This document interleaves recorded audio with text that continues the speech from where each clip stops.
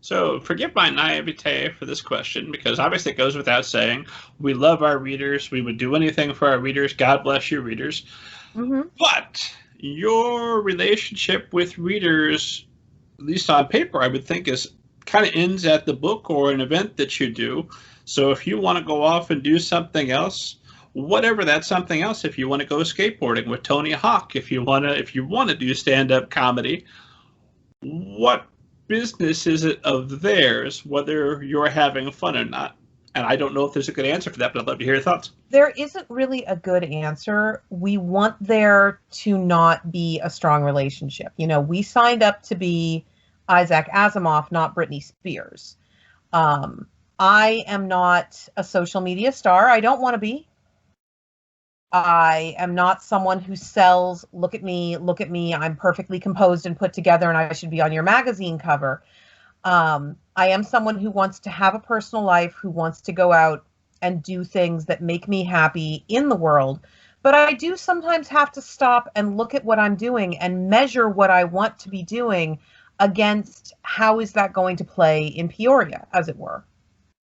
And I think that's very normal. That's a balancing act that we're all starting to do almost automatically. We're recording this in June of 2021. As we're recording this, a global pandemic is still going on. People are still dying all over the world. And most of us have been in lockdown since March or April of 2020. We just spent 12 months in our houses.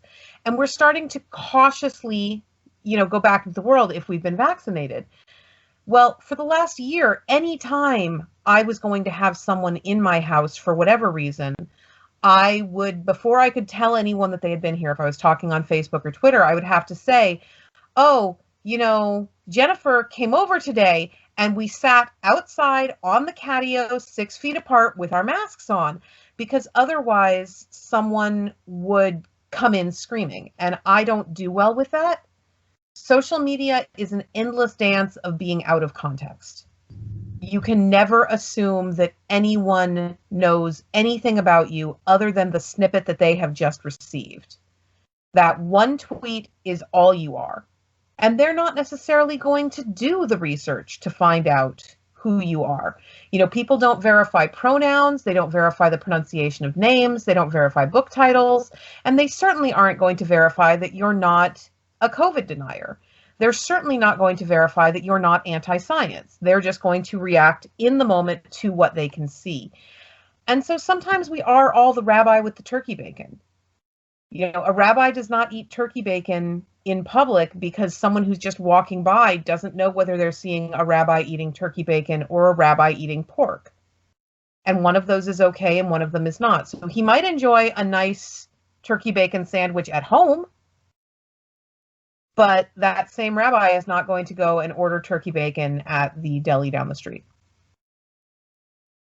These things like that make me think, you know what? Let's just go get a cabin in the woods away from everybody, and that'll be just fine. We'll write our books.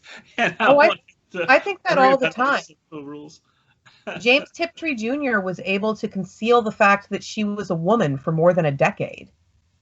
She just didn't go to conventions. She corresponded with people purely over the mail, and no one had ever seen her picture, and so she was assumed to be a guy. Bob Silverberg wrote a whole essay introduction to one of her short story collections explaining why the people who were starting to think that maybe James Tiptree Jr. was a woman were wrong. Whole essay about the inelectable masculinity of James Tiptree Jr. She was a woman named Alice Sheldon the whole time.